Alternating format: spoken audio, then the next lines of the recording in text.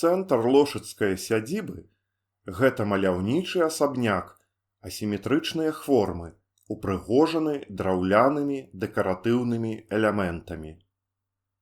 Напрыканцы 19 стагоддзя гаспадар сядзібы Яўстах Любанскі рэканструяваў сядзібны дом. Да драўлянага асабняка 18 стагоддзя быў прыбудаваны новы двухпавярховы каменны корпус. У гэты час было модна афармляць інтэр'еры пакояў у загарадных сядзібах у розных стылях. Лошыцкі сядзібны дом не выключэнне. Першы пакой – гэта бібліятэка ці заля з канапамі. Ейны інтэр'ер выкананы ў стылі ар-нуво ці мадэрн. Ар-нуво – гэта мастацкі стыль канца 19-го, пачатку 20-го стагоддзяў. Адна з ягоных характэрных рысаў – гэта выкарыстанне складаных, вытанчаных, блізкіх да прыродных лініяў іх формаў.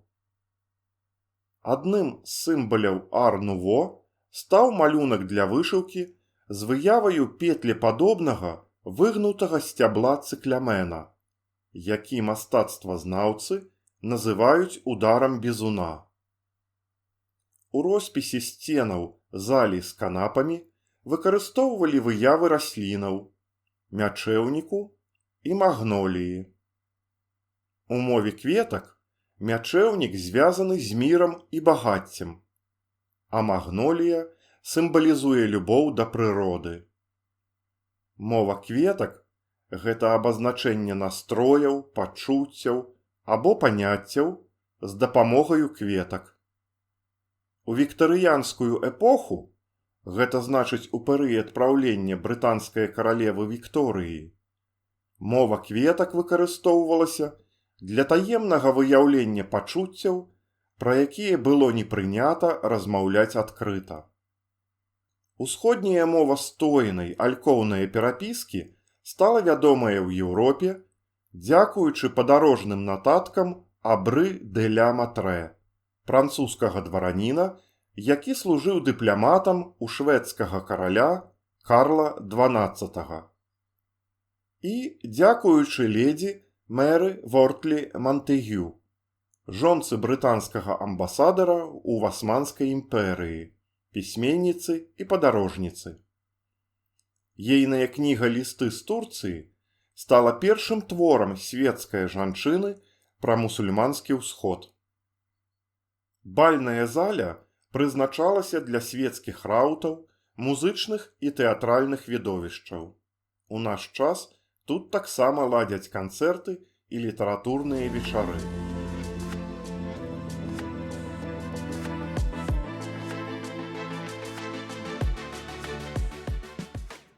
А вось у суседнім пакоі мы бачым нешта нечаканае – ванну. Дзіўна, што такое памяшканне знаходзіцца побач з пакоем для баляў. Але даследнікі сцвярджаюць, што гэта была першая ванная ў вакрузе і што гаспадарам карцела пахваліцца сваім дастаткам. Прыняць ванну ў тыя часы было не прасцей, чымся зладзіць баль. Нагрэць вялікі аб'ём вады было вельмі цяжка. І не дзіўна, што вада ў ванне рэдка выгравалася цалкам. У часе рэстаўрацыі ванну знайшлі ў падвале, куды яна правалілася пад грузам уласнае вагі. Арыгінальная кахля, якую змаглі захаваць, іржавага колеру, а новая кахля белая. Ну і калі мы ўжо згадалі выгоды, дык у лошыцкай сядзібе была каналізацыя і цалкам сучасны туалет. Побач з бальнай заляй знаходзіцца малая гасцёўня ці музычны салён. У гэтым пакоі стаіць фізгармонія ці хатні арган. Дадзены музычны інструмент быў выраблены напрыканцы 19 стагоддзя ў Нямецчыне на фабрыцы Хохберг-Оргель. Фізгармонія была папулярным музычным інструментам для хатняга музіцыравання ў 19, пачатку 20 стагоддзяў. Гэта клавішна-пнеўматычны музычны інструмент з фартэпіяннай клавіятурай і педалямі. Музыка, націскаючы на педалі, нагнятае паветра ў мяхі. Паветраны струмень прыводзіць у рух металічныя язычкі, ваганні якіх і ствараюць гук. Музычны інструмент, у якім выкарыстоўваюцца металічныя язычкі, вядомы з першага тысячагоддзя да нашай эры. Гэта кітайскі шэн. Еўрапейцы пазнаёміліся з гэтым інструментам у 18 стагоддзі. У вядомым нам выглядзе фізгармонія была запатэнтаваная ў 1840 годзе французскім майстрам музычных інструментаў Аляксандрам Дебенам.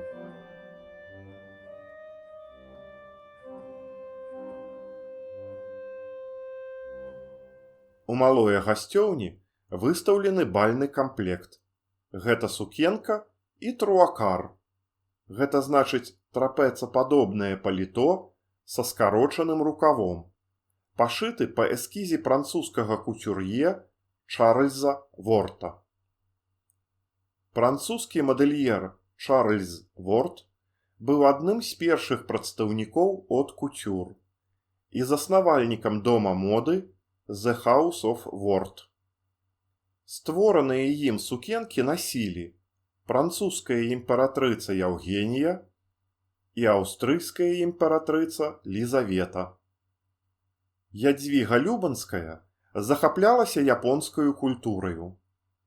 На адзінай фатаграфіі, якая захавалася да нашых дзён, яна пазіруе ў касцюме японскай гейшы.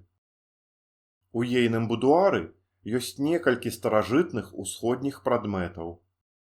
Драўляная шахва-кабінет з інкрустацыяй перлямутрам і слановую косцю быў выраблены ў Японіі напрыканцы 19 стагоддзя.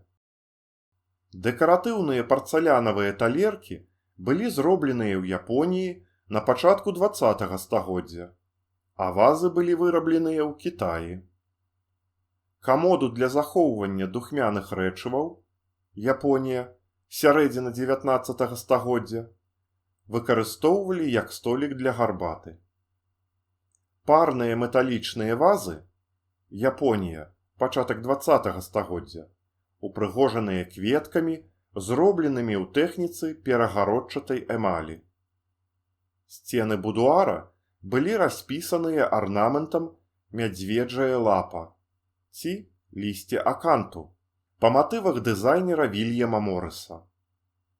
Вядомыя словы Морыса гучаць так: любая аздоба пазбаўленая карысці, калі яна не нагадвае нешта, што знаходзіцца за межамі самога сябе. Лісце аканту асацыяваліся з цярновым вянком Хрыста, таму гэты матыў ёсць сімвалам жыцця і спагады да бліжняга. Вільям Морыс, ангельскі мастак, літаратар і выдавец, перакладнік і тэарэтык мастацтва, быў перакананы ў мастацкай перавазе вырабаў ручнога рамяства над прадуктамі прамысловай вытворчасці.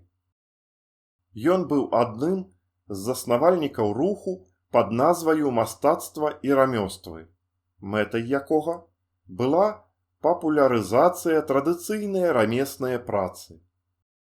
У майстэрнях ягоныя фірмы выраблялі тканыя вырабы, мэблю, вітражы, а таксама шпалеры. У лошыцкім сядзібным доме ёсць яшчэ адзін пакой Ядзвігі, у якім яна звычайна прымала сваіх гасцей. Гэта ружовая гасцёўня, у ахвармленні якой прысутнічаюць элементы стылю ракако. Прыгожая і заможная жанчына, Ядзвіга актыўна ўдзельнічала ў свецкім жыцці, а таксама займалася дабрачыннасцю. Яна была апякункаю бясплатнага радзільнага прытулку і дырэктрысаю дамскага аддзялення турэмнага камітэта, які дапамагаў арыштанткам і жанчынам якія вызваляліся з турмаў. Ядвігаю захапляліся, але шмат хто і зайздросціў. Злыя языкі прыпісвалі ёй раманы з многімі вядомымі жыхарамі Менска таго часу. Пляткарылі, што ўначы Ядвіга выходзіла з гэтага пакоя на таемныя сустрэчы праз вакно, якое нібыта знаходзілася там, дзе зараз вісіць габелен. А Яўстах загадаў гэтае вакно закласці. Сапраўды, на гэтай сцяне звонку мы бачым сляпое вакно. Аднак, падчас рэстаўрацыі ніякага закладзенага вакна не знайшлі. Хутчэй за ўсё, гэтае вакно было зробленае на фасадзе проста для сіметрыі. За жаночымі пакоямі знаходзяцца працоўны кабінет і пакой адпачынку Яўстаха Любанскага. Яўстах быў вельмі адукаваны і энергічны чалавек, прамысловец, палітык, дэпутат першай дзяржаўнай думы Расейскай імперыі. Ён быў энтузіястам роварнага руху і, вядома, не паліў, але калекцыянаваў курыльныя люлькі, некаторыя з якіх можна пабачыць у ягоным кабінеце. Але самы галоўны прадмет, і не толькі кабінета, але і ўсяе хаты, гэта, вядома ж, камін, які захаваўся з канца 19 стагоддзя. Камін быў выраблены на рыскай фабрыцы Цэльм і Бём, недзе паміж 1895 і 1899 гадамі. Для кахлі ў стылі неарэнесансу выкарыстоўвалі гатовыя формы, набытыя ў Нямецчыне. У цэнтры каміна мы бачым рэльеф, на якім адлюстраваны банкір Антон Хвугер, які кідае ў вагонь вэкселі імператара свяшчэннай Рымскай імперыі і караля Гішпаніі Карла V Габсбурга. Гэты рэльеф зроблены паводле карціны нямецкага мастака Карла Бекера. Хвугеры і ў нашыя дні гэта адна з самых багатых і паважаных сем'яў у Еўропе. А ў 16 стагоддзі ейны прадстаўнік Якаб Хвугер, банкір і гандляр з горада Аугсбурга, што ў Баварыі, быў самым заможным чалавекам свайго часу. Сям'я Хвугераў крэдытавала імператараў свяшчэннай Рымскай імперыі, Максіміліяна I, а потым ягонага пераемніка Карла V Габсбурга. Пляменнік Якаба, Антон Хвугер, атрымаў у спадчыну гандлёва-крэдытны дом Хвугераў. Ён працягнуў і пашырыў бізнес сваёй сям'і. Антон, якога мінавалі князь купцоў, і намаляваны на карціне Карла Бекера. Часцяком Хвугеры былі вымушаныя дараваць пазыкі. Аднак наўзамен яны атрымлівалі выгадныя кантракты, долі ў розных прадпрыемствах або дазволы на здабыццё карысных выкапняў. І, вядома, яны таксама займаліся дабрачыннасцю. Напрыклад, яны пабудавалі першае ў свеце сацыяльнае жытло – квартал Хвугерай у горадзе Аугсбургу, які да гэтага часу функцыянуе пад кіраваннем фонду сям'і Хвугераў. Сталовы пакой – гэта адно з самых вялікіх памяшканняў дома. У святочныя дні бяседа тут магла доўжыцца некалькі гадзінаў. У гэтым пакоі дзве печы, якія дазвалялі падтрымліваць камфортныя ўмовы для гаспадароў і іхніх гасцей у любую пару года. Лошыцкі сядзібны дом – гэта адзіны ў Менску асабняк, у якім захавалася некалькі печаў у добрым стане. Печ у вестыбюлі абсалютна аўтэнтычная. На ёй няма новыя кахлі. Уверсе кахліны ў тым выглядзе, у якім яны былі да рэстаўрацыі. Пасля выдалення старой хварбы выявілася, што кахля была пакрытая толькі адным слоем хварбы. Гэта відаць па белых кахлінах сярэдняга яруса. А на ніжнім ярусе лапезна зыркае кахля. Гэта спроба аднаўлення першапачатковага выгляду з дапамогаю новай хварбы. Вынік быў відавочна няўдалым, і печ пакінулі ў спакоі. Побач са сталоваю знаходзіцца маленькі бухвэтны пакой. Тут захоўвалі сталовы посуд, ежу і напоі. Драўляная разная шахва была зробленая ў 1874 годзе, а вось печ у гэтым пакоі упрыгожаная кахляй з савецкай сімволікаю. Ежу гатавалі ў флігелі і прыносілі ў хату па падземным лёху, таму што Ядвіга не любіла пах варкі.